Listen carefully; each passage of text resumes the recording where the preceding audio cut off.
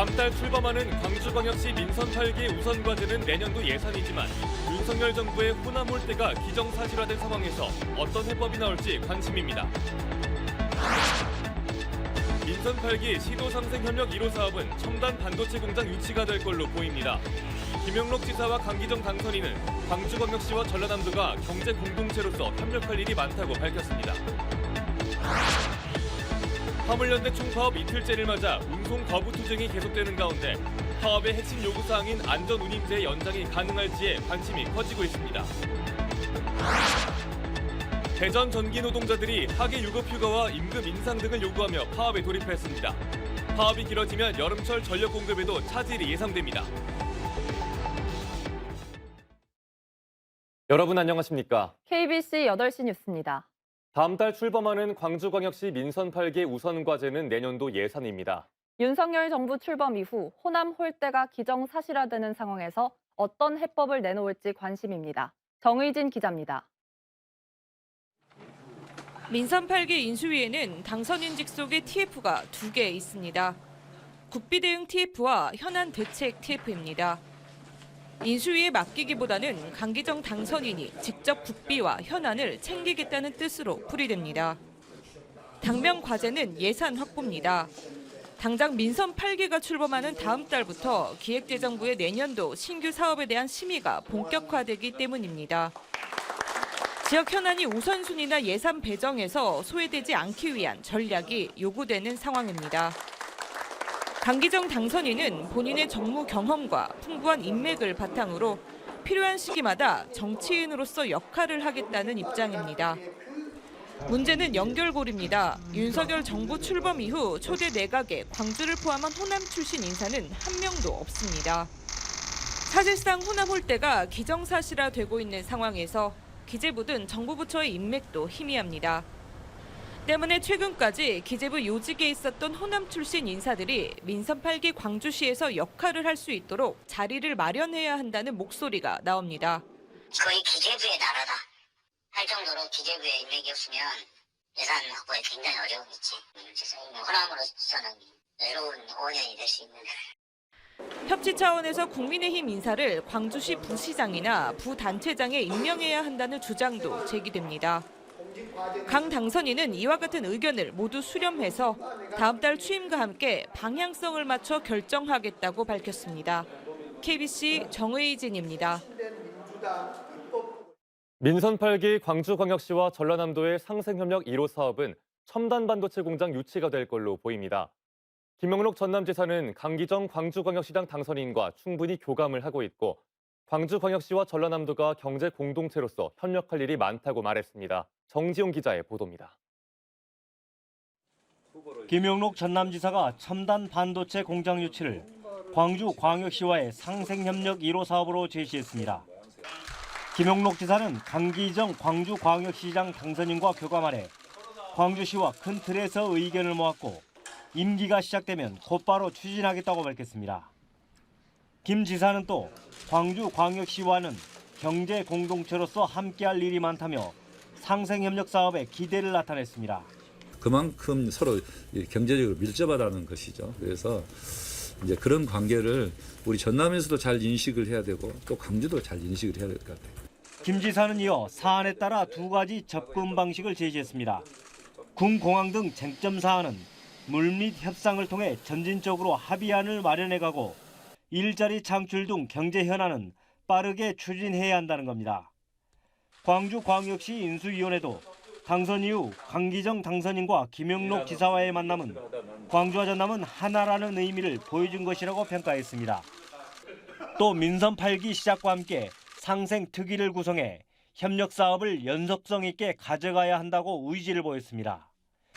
상생협력 사업을 두고 갈등을 빚었던 민선 7기와 달리 새로 출범하는 광주시와 전남도가 어떤 성과를 낼지 주목됩니다. KBC 정주영입니다. 김영록 전남지사가 지방선거에 참패한 민주당을 강력히 비판했습니다. 김영록 지사는 기자 간담회를 갖고 이번 지방선거에서 민주당은 참패를 기록했다며 대선 패배와 불투명한 공천에 대한 유권자들의 심판이라고 말했습니다. 김영록 지사는 이어 민주당은 민생에 상대적으로 소홀했다며 혁신을 통해 민생을 책임지는 정당으로 거듭나야 한다고 지적했습니다. 화물연대 총파업 이틀째를 맞아 광주 하남산단과 광양항 등지에서 운송 거부 투쟁이 계속되고 있습니다. 이번 파업의 핵심 요구사항은 올해 말 폐기되는 안전운임제의 연장인데요. 화물업계의 최저임금으로도 불리는 안전운임제가 무엇이고 쟁점은 무엇인지 이계혁 기자가 보도합니다. 트레일러를 모는 42살 고은빈 씨. 광양항과 부산항 170km를 매일 2번씩 오가며 화물을 실어 나르고 있습니다. 고 씨는 3년 전 안전운임제 시행 이전으로 돌아갈 일이 두렵다고까지 말합니다. 이제는 좀 앞바로 노릇을 좀 할 수 있었거든요. 아이들과 놀아주는 시간도 있고. 지금 이것 때문에 그나마 유지를 하고 있는데 이게 없어진다면 저는 뭐 좀 그렇습니다. 과로, 과속, 과적 운전을 막기 위해 최소한의 적정 운임을 결정하는 안전운임제는 2020년 3년 기한으로 도입됐습니다. 대상은 수출입용 컨테이너와 시멘트 등 2개입니다. 올해 말 폐기를 앞두고 있는 안전운임제의 연장과 대상 확대가 화물연대의 요구입니다. 기존의 저가 운송비로는 과적과 과속 운전 등의 부작용이 또다시 나타날 수밖에 없다는 겁니다. 당신네들 뭔 근거로 그걸 요구를 하냐. 우리는 수용 못한다. 자기네들이 정해준 단가로 더 주려고 하겠죠. 반면 경영계는 원가 상승으로 인한 운송비 부담이 가중되고 있다며 올해 안전운임위원회를 보이콧하는 등 반대 입장이 분명합니다. 지난달 한국교통연구원은 제도 시행 이후 과로와 과적이 감소했고 노동 위험 수준도 낮아졌다는 분석을 내놨습니다. 폐기 1년 전까지 제도 연장 필요성 등을 보고하라는 국회의 요구에도 별다른 대책을 내놓지 않고 있는 국토부의 책임이 크다는 분석입니다. 안전운임제 시행에 대해서 평가를 하고 거기에 대한 효과를 보고서로 지금 제출하게 되어 있습니다. 그것도 지금 미적미적거리고 있고요. 엄정한 대처만 하겠다라고 하는 미온적 태도를 가지고 있습니다. 아직 광주 전남을 비롯한 주요 물류 거점에서 이렇다 할 운송 대란은 빚어지지 않고 있지만 시간이 문제입니다. 사전에 반출을 한 상태라서 화물 이송 물량이 없는 상태고요. 그러나 내일부터는 긴급 수송 수요가 발생할 것으로 예상이 좀 됩니다. 도로교통의 안전을 확보하기 위해 도입된 안전운임제 폐기를 앞두고 정부의 해결책이 신속히 마련돼야 한다는 목소리가 커지고 있습니다. KBC 이계혁입니다. 민주노총 화물연대 총파업 현장에서 화물차 운행을 방해한 노조원이 경찰에 붙잡혔습니다. 광주 광산경찰서는 오늘 오전 8시 50분쯤 광주광역시 광산구 하남산업단지 화물차고지 입구를 승합차로 가로막아 비조합원 화물차 운전기사들의 입출차를 방해한 혐의로 화물연대 노조원 1명을 붙잡아 조사하고 있습니다. 경찰은 조사를 거쳐 화물연대 노조원에 대한 신병 처리 여부를 결정할 방침입니다. 배전 전기 노동자들이 하계 유급 휴가와 임금 인상 등을 요구하며 파업에 돌입했습니다. 파업이 길어지게 되면 여름철 전력 공급에도 차질이 예상됩니다. 김서영 기자의 보도입니다. 전국 건설노조 광주 전남 전기지부가 나주시 한전본사 앞에서 총파업 출정식을 가졌습니다. 노조는 배전 전기 노동자들이 추락과 감전 위험에 항상 노출돼 있지만 안전을 보장받지 못하고 임금도 전국 평균 임금에 미치지 못한다고 호소했습니다. 우리 배전장에서는 죽지 않고 다치지 않는 안전한 배전 현장을 좀 만들어 주십사. 이번 파업에는 광주 전남 67개 한전 협력업체 소속 조합원 830여 명이 참여했습니다. 배전 전기 노동자들이 대거 파업에 동참하면서 비상 상황 시 전력 공급 복구 작업에 차질이 빚어질 것이라는 우려가 나옵니다. 한전은 배전 전기 노동자를 직접 고용하지 않아 노조의 요구사항을 수용하기는 어렵고 파업으로 인한 공백을 최소화하는 방안을 마련하고 있다고 밝혔습니다. 한전은 긴급 상황 발생을 대비하여 권역별 긴급 복구 체계를 구축하였으며 시도민들에게 전기 사용에 불편함이 없도록 최선의 노력을 다하겠습니다. 한전과 노조 사이의 간극이 좀처럼 좁혀지지 않으면서 여름철 원활한 전력 공급을 위한 대책 마련이 시급해 보입니다. KBC 김서영입니다.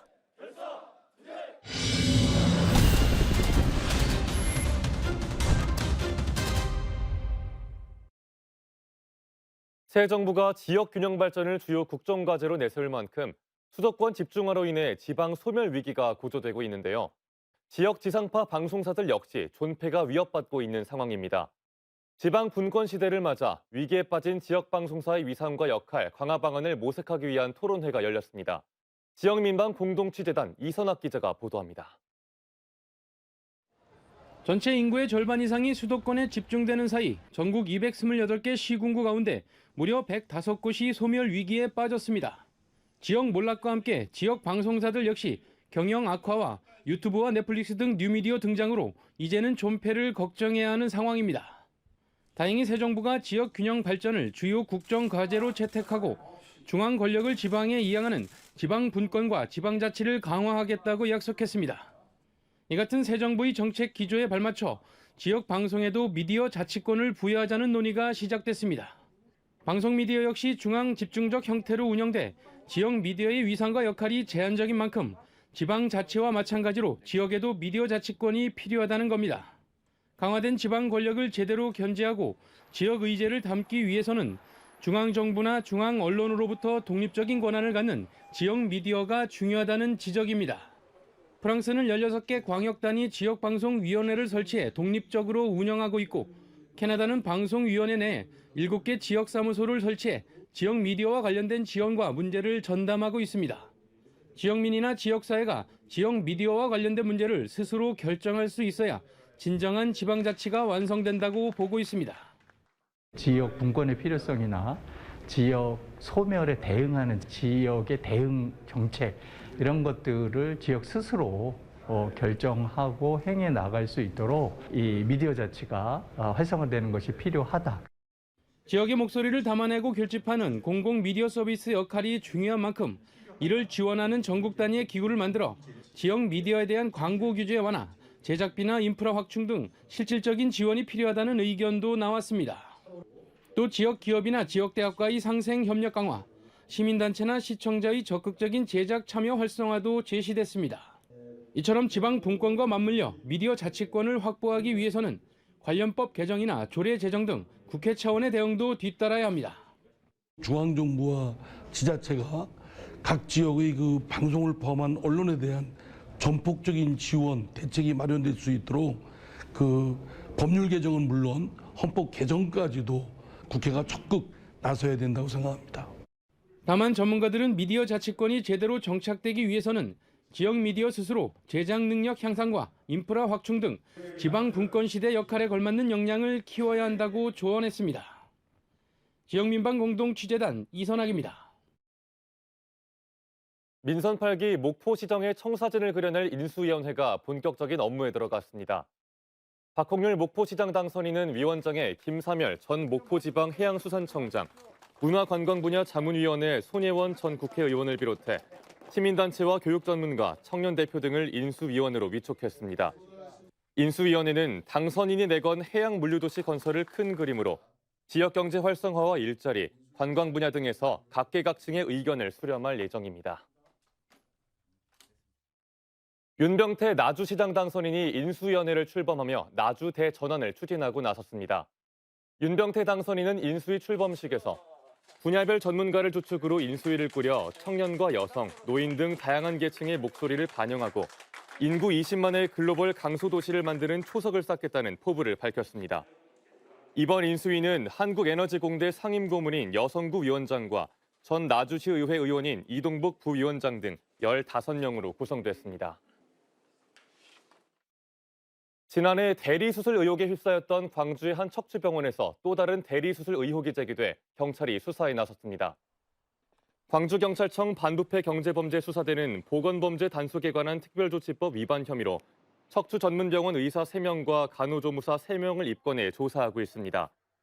해당 병원은 앞서 지난해에도 대리수술 사실이 적발돼 올해 1월 의사 3명과 간호조무사 3명이 징역형을 선고받은 바 있습니다. 생명의 원천인 물의 가치를 현대미술로 풀어낸 전시 아쿠아 천국이 개막했습니다. 국립아시아문화전당은 기획전시 아쿠아 천국 개막식을 열고 내일부터 오는 9월 12일까지 국립아시아문화전당 문화창조원 복합 3관 4관에서 무료로 관람객들을 맞습니다. 이번 전시에는 한국을 비롯해 인도네시아와 말레이시아, 대만, 프랑스 작가 등 11명이 참여해 다양하고 풍부한 물의 서사를 주제로 한 작품 14점을 선보입니다. 전남대학교가 개교 70주년, 창학 113주년을 맞았습니다. 전남대는 초청 인사와 교직원, 학생 등 동문 300여 명이 참석한 가운데 민주마루와 컨벤션홀 등에서 기념식을 열고 미래 100년의 발전을 선포했습니다. 기념식에는 프랑스 라로셰 경영대학 등 10여 개 외국 대학 총장들의 축하 영상과 함께 후광학술상 수상자와 대학의 명예를 드높인 동문들에 대한 시상도 이어졌습니다. 광주 광산구가 아동학대 재발을 막기 위해 관계기관들과 합동점검에 나섭니다. 광산구는 광산경찰서와 아동보호 전문기관과 함께 오는 30일까지 한 달 동안 최근 3년 내 아동학대 전력이 있는 일반 가정 등 7곳에 대해 대면 조사를 통한 합동점검을 실시합니다.